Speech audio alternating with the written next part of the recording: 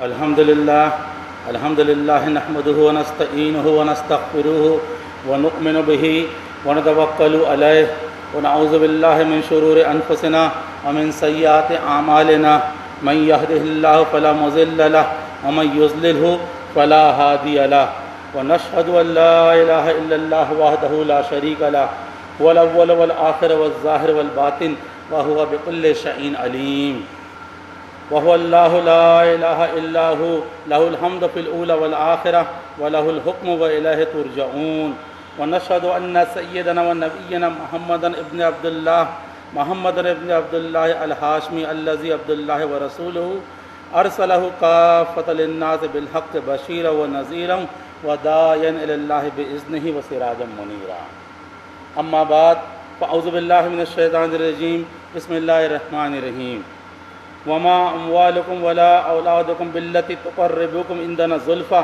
إلا من آمن وعمل صالحا فأولئك لهم جزاء الضعف بما عملوا وهم في الغرفات آمنون صدق اللہ العظیم۔ نہ تمہارا مال اور نہ تمہاری اولاد تم کو ہم سے قریب کر سکتی ہے، ہاں مگر جو کوئی ایماندارانہ زندگی گزارے اور ساتھ میں عمل صالح کرتا رہے تو یہی وہ لوگ ہیں جن کو ان کے اعمال کا بدلہ بڑا چڑھا کر ملٹیپلائی کر کے دیا جائے گا، اور وہ لوگ جنت کے بالا خانوں میں، جنت کی بالکنیز میں امن کے ساتھ میں رہیں گے۔ اپنی بات کو شروع کرنے سے پہلے میں تعریف و توصیف بیان کروں اس کی جو میرا خالق ہے، جو میرا مالک ہے، جو میرا رب ہے، نہ صرف میرا بلکہ ساری کائنات کا رب، جو اسے مانے اس کا بھی رب اور جو اسے نہ مانے اس کا بھی رب۔ وہ اپنے تمام بندوں کی تمام ضروریات کو پورا کر رہا ہے، چاہے وہ مخلوق اس کی فرما بردار ہو یا پھر اس کی نافرمان ہو۔ وہ رب بے پناہ قدرت اور طاقتوں کا مالک، اس کی طاقت کا اندازہ نہیں لگایا جا سکتا اور نہ ہی اس کی سلطنت کا اندازہ لگایا جا سکتا ہے۔ اس کی بادشاہت کی کوئی لمٹ نہیں، وہ مالک ملک، وہ ہر شے میں ان لمیٹڈ، اپنی حیات پر آپ قائم، کسی کی دی ہوئی ادھار کی زندگی پر نہیں۔ سب کو حیات بھی وہ دے اور سب کی موت کو بھی وہی ڈیل کرنے والا، سب کو تھامنے والا بھی وہ، کبھی اس کو موت نہ آئے، کبھی اس کو تکن نہ آئے، اس کی بادشاہت کو کوئی زوال نہیں، اس کی بادشاہت کو کسی کا ڈر نہیں، اس پر کبھی کوئی برا وقت نہیں آتا، اس کو کسی کے سہارے کی ضرورت نہیں، وہ سب کا سہارا۔ وَقُلِ الْحَمْدُ لِلَّهِ الَّذِي لَمْ يَتَّخِذْ وَلَدًا وَلَمْ يَكُنْ لَهُ شَرِيكٌ فِي الْمُلْكِ وَلَمْ يَكُنْ لَهُ وَلِيٌّ مِّنَ الذُّلِّ وَكَبِّرْهُ تَكْبِيرًا۔ اللہ اکبر، اللہ اکبر، لا الہ الا اللہ، اللہ اکبر، اللہ اکبر وللہ الحمد۔ وہ خالق ہے میرا، آپ کا اور ساری کائنات کا، اور وہی خالق ہے اور رب ہے محمد مصطفیٰ صلی اللہ علیہ وسلم کا، تمام نبیوں کا، تمام فرشتوں کا، تمام جناتوں کا، تمام انسانوں کا، زمین کا، سورج کا، چاند ستاروں کا، ہر ایک کا وہی رب۔ وَيَخْلُقُ مَا لَا تَعْلَمُونَ، اس نے فرمایا وہ ایسی ایسی چیزوں کو پیدا کرتا ہے یا کرتا رہے گا جس کا تمہیں علم بھی نہیں ہے۔ اس کی شان ہی نرالی ہے، كُلَّ يَوْمٍ هُوَ فِي شان۔ ہم ڈھونڈنے کی کوشش کریں اپنے رب کو اور اس کی قدرتوں کو، ہم اس کو پا سکیں گے صرف اسی کی کتاب میں جو اس نے نازل فرمائی محمد رسول اللہ صلی اللہ علیہ وسلم کے قلب اطہر پر، اور قیامت تک اللہ کی یہی کتاب رہنمائی کرتی رہیں گی تمام انسانیت کی۔ میرے سمیت دنیا کا ہر مسلمان دعوت تو یہ کرتا ہے کہ وہ اللہ کی کتاب پر ایمان رکھتا ہے، اسے کتاب ہدایت تسلیم کرتا ہے، لیکن اس کتاب پر ہم کتنا عمل پیرا ہے یہ بات بھی کسی سے دبی چھپی نہیں ہے۔ ہم میں سے جو کوئی بھی اپنے رب پر ایمان رکھنے کا دعویٰ کرے اس کو چاہیے کہ وہ سب سے پہلے اپنے رب کی کتاب کو پڑھے، اسے سمجھے اور اس پر عمل کرے، تب کہیں جا کر ہم حقیقی مومن ہونے کا دعویٰ کر سکتے ہیں۔ ہر مومن کی سب سے بڑی تمنا، سب سے بڑی خواہش یہی ہوتی ہے کہ اسے اس کی موت کے بعد جنت میں داخلہ ملے، وہ اپنی ابدی زندگی میں جنت کا باشندہ بن جائے۔ جنت میں داخلہ تو ہر کوئی چاہتا ہے، لیکن جنت میں داخلے کی جو شرائط رب تعالیٰ نے مقرر کی ہے انہیں کوئی پورا کرنا نہیں چاہتا۔ 2 وقت کی روٹی بھی بغیر محنت کے نہیں ملتی، اسے بھی حاصل کرنے کے لیے ہمیں صبح سے لے کے شام تک محنت کرنی پڑتی ہے، جد و جہد کرنی پڑتی ہے، تب کہیں جا کر پیٹ بھرنے کے لیے 2 وقت کی روٹی ہمیں نصیب ہوتی ہے۔ تو پھر ہم نے یہ کیسے سوچ لیا کہ رب تعالیٰ کی تیار کی ہوئی وہ اپنی جنت صرف آرزو اور تمنا کرنے سے مل جائیں گی، جبکہ رب نے فرمایا لیس بامانیکم ولا امانی اہل الکتاب من یعمل سوءا یجزا بہ ولا یجد لہ من دون اللہ ولیا ولا نصیرا۔ مسلمانوں غور سے سن لو، نہ تمہاری تمنائیں چلنے والی ہے اور نہ ہی تمنائیں چلیں گی اہل کتاب کی۔ جو کوئی برا عمل کرے گا وہ اس کی سزا پا کر رہے گا، اور نہ پائے گا وہ اپنے لیے اللہ کے سوا نہ کوئی ولی اور نہ کوئی مددگار۔ صرف اگر آرزو اور تمنا کرنے سے ہی جنت مل جاتی تو ہر کوئی جنتی ہو جاتا، تو جہنم کس کے لیے بنائی گئی ہے؟ مشرک بھی جنتی اور مومن بھی جنتی، ظالم بھی جنتی اور مظلوم بھی جنتی، بے ایمان بھی جنتی اور ایماندارانہ لوگ بھی جنتی۔ ایسا کیسے ہو سکتا ہے؟ یہ کوئی عدل انصاف کی بات نہ ہوئی۔ جنت کا ابدی باشندہ بننے کے لیے ہمیں ان شرائط کو پورا کرنا ہوگا جو رب تعالیٰ نے اپنی کتاب میں بیان فرمائے ہیں۔ دنیا کے حالات پر جب ہم نظر ڈالتے ہیں تو ہمیں دکھائی یہ دیتا ہے کہ دنیا کا تقریباً ہر انسان مشکلات اور پریشانیوں سے گھرا ہوا ہے۔ کوئی اپنی بیماری کی وجہ سے ہاسپٹلس اور ڈاکٹروں کے چکر لگا رہا ہے اور اپنی بیماری سے اس قدر پریشان ہو گیا ہے کہ دن کا چین اور رات کا سکون سب کچھ ختم ہو گیا ہے۔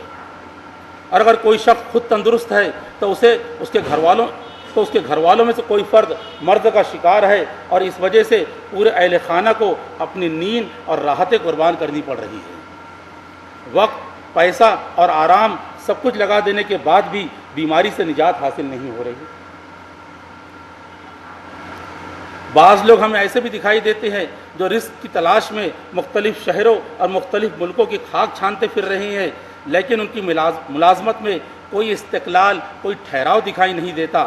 ایک جگہ سے دوسری جگہ اور دوسری جگہ سے تیسری جگہ پھرنے میں زندگی گزری جا رہی ہے، لیکن کہیں چین کی سانس لینا انہیں نصیب نہیں ہوتا۔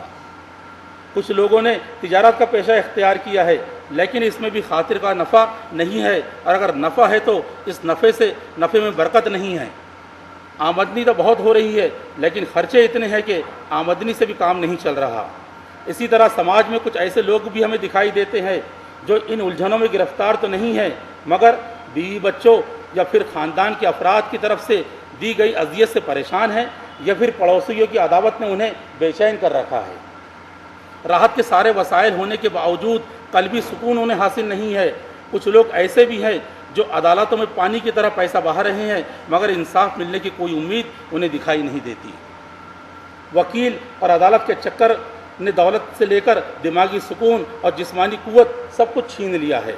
پریشانی کی نوعیت کچھ بھی ہو، لیکن مختلف اعتبار سے لوگوں کی تکلیفوں اور پریشانیوں میں لوگ گھرے ہوئے دکھائی دیتے ہیں، اور وہ ان مشکلات کو دور کرنے کے لیے اپنی حیثیت کے مطابق تدابیر بھی اختیار کرتے ہیں۔ مختلف افراد سے ان تکالیف کو دور کرنے کے لیے مدد لیتے ہیں، لیکن مشکلات ہے کہ کم ہونے کا نام ہی نہیں لیتی۔ زندگی کا ہر لمحہ کانٹا بن کر جسم کو چھلنی کر رہا ہے۔ یہ سب کچھ کیوں ہو رہا ہے، اس کی وجہ ہمارے لیے جاننا انتہائی ضروری ہے، اور ان حالات کی صحیح خبر اگر کوئی دے سکتا ہے تو صرف وہی جس کے حکم سے یہ سب کچھ ہوتا ہے۔ جب ہم اپنے رب کی کتاب سے ان سوالات کا جواب تلاش کرنے کی کوشش کرتے ہیں تو ہماری نظر سورہ البقرہ کی آیت نمبر 214 پر جاتی ہے، جس میں رب نے فرمایا: ام حسبتم ان تدخلوا الجنہ ولما یاتیکم مثل الذین خلوا من قبلکم مستهم البأساء والضراء وزلزلوا حتی یقول الرسول والذین آمنوا معه متی نصر اللہ الا ان نصر اللہ قریب۔ کیا تم نے یہ حساب لگا لیا ہے؟ کیا تم نے یہ گمان کر لیا ہے کہ تم لوگ جنت میں ایسے ہی داخل ہو جاؤ گے، جبکہ ابھی تم پر وہ حالات اور وہ کیفیت نہیں آئی جو تم سے پہلے کے لوگوں پر آئی تھی؟ پہنچی انہیں تکلیف اور پریشانیاں، اور وہ زلزلے کی طرح ہلا کے رکھ دیے گئے، یہاں تک کہ وقت کا رسول اور ان کے ایمان والے ساتھی پکار اٹھے، کب آئیں گی اللہ کی مدد؟ یاد رکھو، اللہ کی مدد قریب ہوا کرتی ہے۔ اسی طرح سورہ البقرہ کی آیت نمبر 155 اور 156 میں رب نے فرمایا: وَلَنَبْلُوَنَّكُمْ بِشَيْءٍ مِّنَ الْخَوْفِ وَالْجُوعِ وَنَقْصٍ مِّنَ الْأَمْوَالِ وَالْأَنفُسِ وَالثَّمَرَاتِ وَبَشِّرِ الصَّابِرِينَ الَّذِينَ إِذَا أَصَابَتْهُمْ مُصِيبَةٌ قَالُوا إِنَّا لِلَّهِ وَإِنَّا إِلَيْهِ راجعون۔ اور ضرور بالضرور ہم تم کو آزمائیں گے، ہم تمہارا امتحان لیں گے کچھ چیزوں میں، جیسے خوف سے اور بھوک سے اور نقصان مال کا، جان کا اور پھلوں کا، اور خوشخبری ہے ان سب حالات پر صبر کرنے والوں کے لیے۔ وہ صابرین جب ان پر کسی طرح کی کوئی آفت، کوئی مصیبت آتی ہے تو ان کا ریئیکشن یہ ہوتا ہے: بے شک ہم بھی اللہ کے ہیں اور ہمیں بھی اسی کی طرف لوٹ کر جانا ہے۔ لیکن ہر وقت آزمائش نہیں ہوتی۔ بلکہ بہت سی مصیبتیں اور آفتیں تو ہم پر ہماری اپنی کمائی کی وجہ سے آتی ہے، جس کے تعلق سے رب نے فرمایا 42 نمبر کی سورت کی آیت نمبر 30 میں وما اصابکم من مصیبت فبما کسبت ایدیکم ویعفو عن کثیر، اور جو کچھ بھی پہنچتی ہے تم پر کوئی مصیبت وہ تمہارے اپنے کارن ہوتی ہے اور ہم تمہاری بہت سی غلطیوں کو معاف کر دیتے ہیں۔ اگر ہم ایسی کسی آفت یا مصیبت میں گرفتار ہیں تو ہمارا کام ہے کہ ہم تنہائی میں بیٹھ کر اپنے اعمال کا، اپنے شب و روز کا محاسبہ کریں، کیونکہ جب رب تعالیٰ ناراض ہو جاتے ہیں تو پھر دنیا کی کوئی طاقت انسان کو پناہ نہیں دے سکتی۔ آج دنیا پرستی اور ہوس پرستی کے غلبے نے بندوں کو اپنے رب سے غافل کر دیا ہے۔ بڑے بڑے گناہوں میں ڈوبنے کے بعد بھی ہمارے جسم پر خوف خدا طاری نہیں ہوتا، نافرمانی پر نافرمانی ہو رہی ہے، مگر آخرت اور اللہ کے پاس جواب دہی کا احساس تک نہیں۔ اور یہی وہ بنیادی چیز ہے جس نے اللہ کے غضب کو للکارا ہے، اور پھر پریشانیوں کے دہانے کھل گئے ہیں اور ہم شکایت کرتے ہیں کہ ہماری دعا قبول کیوں نہیں ہوتی، جبکہ رب تعالیٰ نے اپنی کتاب میں ایمان والوں کو یقین دلایا ہے کہ انہیں اللہ کے در کے سوا اور کسی در پر سکون نہیں مل سکتا۔ فرمایا رب تعالیٰ نے الذین آمنوا وتطمئن قلوبہم بذکر اللہ الا بذکر اللہ تطمئن القلوب، وہ لوگ جو ایمان لائے اور ان کے دلوں کا اطمینان حاصل ہو گیا اللہ کے ذکر سے، اللہ کی موجودگی کے احساس سے۔ اچھی طرح یاد رکھو، دلوں کا اطمینان، دلوں کا سکون اللہ کے ذکر میں، اللہ کی یاد میں، اللہ کی موجودگی کے احساس میں ہے۔ اگر دنیا اور آخرت میں ہم خوشگوار زندگی گزارنا چاہتے ہیں تو اس کے علاوہ اور کوئی راستہ نہیں کہ ہم اپنے رب کو راضی کر لیں، اس کی غلامی کو قبول کر لے اور صرف اسی کے سامنے اپنے سر کو جھکائیں، اسی سے دعائیں مانگے، ہزار پریشانیاں ہی کیوں نہ آ گھیرے، مگر ہم اپنے رب کے در کو نہ چھوڑے، اپنے رخ کو نہ بدلے۔ یہ جذبہ جب ہمارے دل میں پیدا ہوگا تو ہمارا رب ہم سے راضی ہوگا اور اس کی عنایتیں اور رحمتیں ہمیں حاصل ہوگی۔ اور جس کو رب تعالیٰ کی ادنا سے بھی توجہ حاصل ہو جائے تو پھر اس کا دنیا کی کوئی طاقت کچھ بگاڑ نہیں سکتی۔ دنیا کی اکثریت کا یہ حال ہے کہ وہ اپنے رب کو بھول بیٹھی ہے اور اپنے رب کو راضی کرنے کے بجائے دنیا والوں کو راضی کرنے میں لگے ہوئے ہیں، اور ہم نے صرف اور صرف مال و دولت کو ہی اپنی زندگی کا اصل مقصد بنا لیا ہے، جبکہ رب تعالیٰ نے اپنی کتاب میں مال و دولت اور اولاد دونوں ہی کو ایک فتنہ یعنی کہ ایک آزمائش، ایک ٹیسٹ کہا ہے۔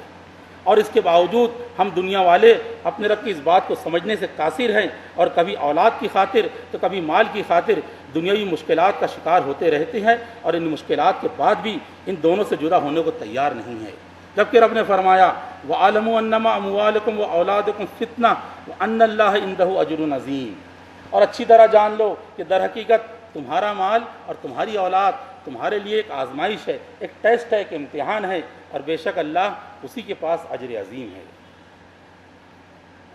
اولاد تو والدین کے لیے اس دنیا کی سب سے بڑی نعمت ہے، لیکن کچھ لوگ ہمیں ایسے بھی دکھائی دیتے ہیں جو اولاد کی خاطر اکثر اوقات اپنے دین کو بھی پیچھے چھوڑ دیتے ہیں، اور پھر ایک وقت وہ آتا ہے کہ انہیں اولاد کے علاوہ اور کچھ نظر آتا ہی نہیں۔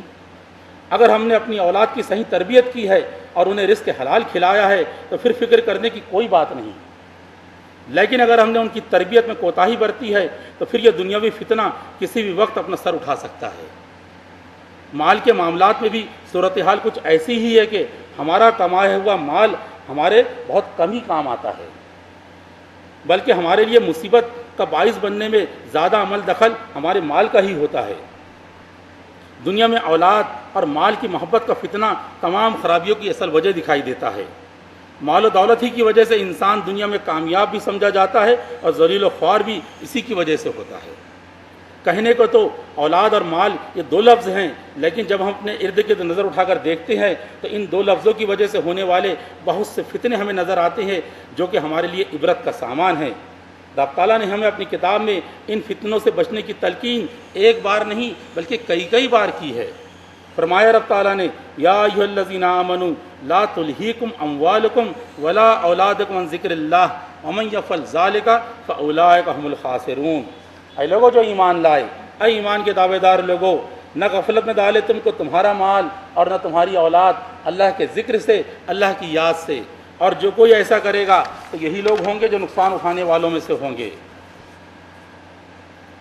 مال و دولت اور اولاد کی محبت میں گرفتار ہو کر بربادی کی داستانیں ہمارے ارد گرد بکھری پڑی ہیں۔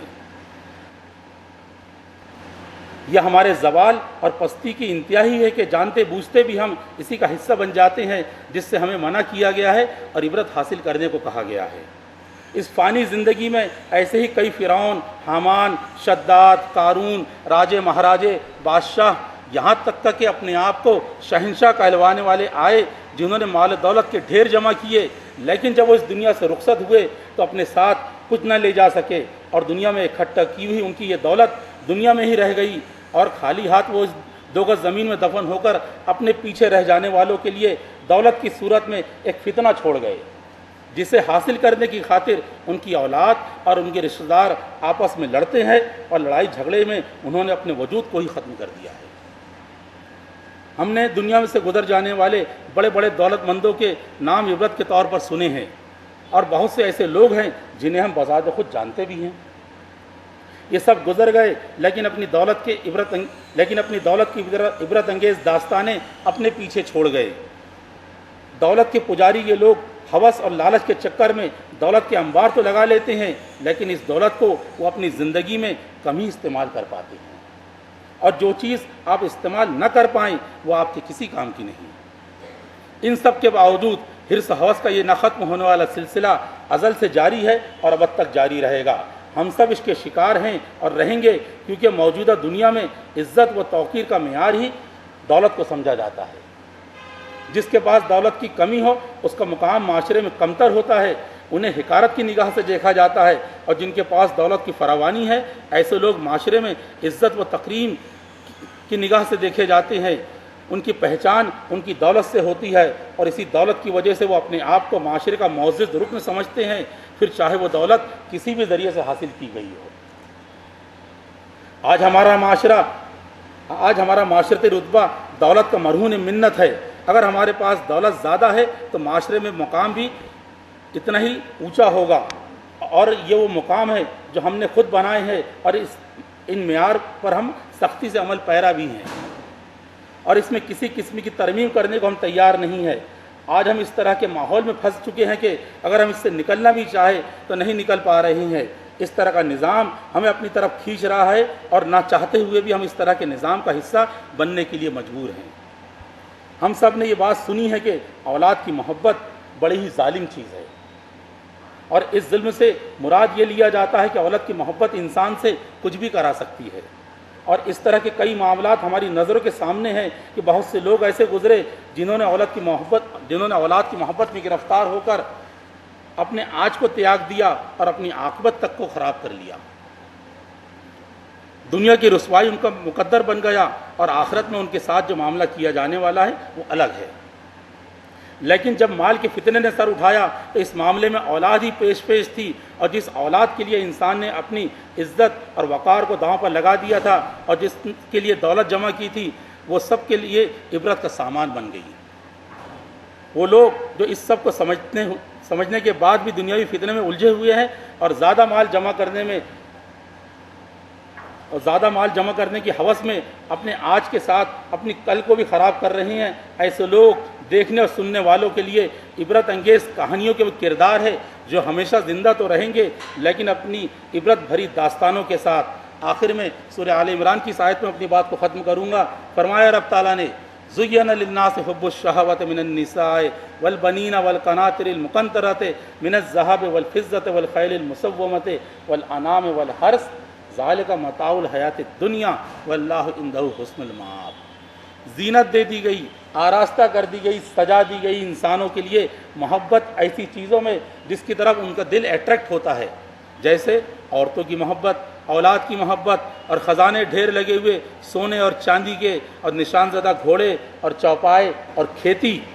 یہ سب فائدہ ہے، برتنے کی چیز ہے دنیا کی زندگی کے اندر، اور اللہ اس کے پاس بہترین ٹھکانہ ہے۔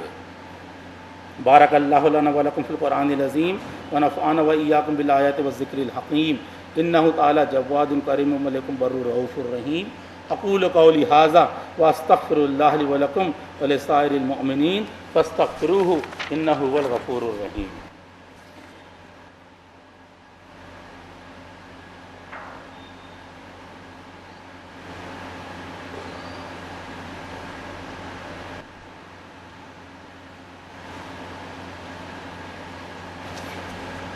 الحمدللہ وحدہ والصلاۃ والسلام علی من لا نبی بعدہ۔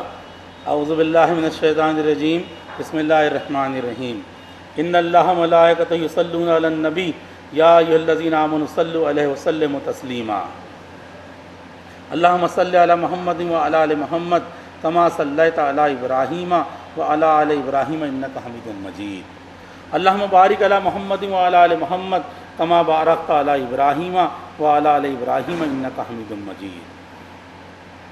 وصلی علی جمیع الانبیاء والمرسلین وعلی الملائکۃ المقربین وعلی اصحاب رسول اللہ صلی اللہ علیہ وسلم وعلی ازواج رسول اللہ صلی اللہ علیہ وسلم وعلی اہل بیت رسول اللہ صلی اللہ علیہ وسلم وعلی جمیع المؤمنین والمؤمنات والمسلمین والمسلمات الاحیاء منہم والاموات۔ اللہم اید الاسلام والمسلمین، اللہم انصر من نصر دینک الذی جاء بہ محمد صلی اللہ علیہ وسلم واجعلنا منہم۔ ربنا انک انت السمیع مستجیب الدعوہ، اللہم حبب الینا الایمان وزینہ فی قلوبنا وکرہ الینا الکفر والفسوق والعصیان واجعلنا من الراشدین۔ اللہم اتقنی عذابک یوم تبعث عبادک، اللہم ارزقنی الجنۃ بغیر حساب۔ اللہم انی اسألک ایمانا کاملا ویقینا صادقا ورزقا واسعا وقلبا خاشعا ولسانا ذاکرا ورزقا حلالا طیبا وتوبة نصوحا وتوبة قبل الموت وراحة عند الموت ومغفرة ورحمة بعد الموت والعفو عند الحساب والفوز بالجنة والنجاة من النار۔ اللہم ارنا الحق حقا وارزقنا اتباعہ وارنا الباطل باطلا وارزقنا اجتنابہ۔ اللہم ارنا الاشیاء کما ہی۔ اللہم حین الینا سکرات الموت، اللہم اخرجنا من الظلمات الی النور برحمتک یا عزیز غفار۔ رب زدنی علما والحقنی بالصالحین۔ ربنا تقبل منا انک انت السمیع العلیم وتب علینا انک انت التواب الرحیم برحمتک یا ارحم الراحمین۔ عباد اللہ اتقوا اللہ رحمنی ورحمکم اللہ۔ ان اللہ یأمر بالعدل والاحسان وایتاء ذی القربى وینہی عن الفحشاء والمنکر والبغی یعظکم لعلکم تذکرون۔ اذکروا اللہ العلی العظیم یذکرکم واشکروا علی نعمہ یزدکم ولذکر اللہ اکبر واللہ یعلم ما تصنعون۔